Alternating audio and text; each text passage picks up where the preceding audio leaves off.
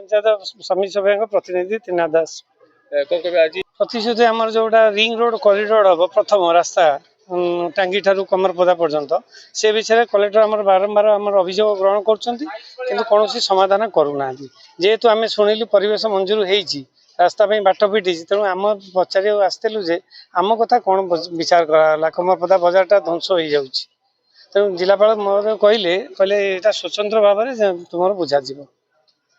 द्वितीयटी है मो दहिना पंचायत 12 नंबर 3 जन 4 जन भूमिहीन थे किसी कागजपत्र आनी वीडियो तहसीलदार को निर्देश देती यहाँ इनक्वारी करने आउ गोटे है 6 घर हरिजन घर रोचे से रास्ताटे ना से बिले कादुआ पशिकी आसुँच तेणु से जॉइंट इनक्वारी करने तहसीलदार को एवं वीडियो को निर्देश देले जिलापाल। चतुर्थटी है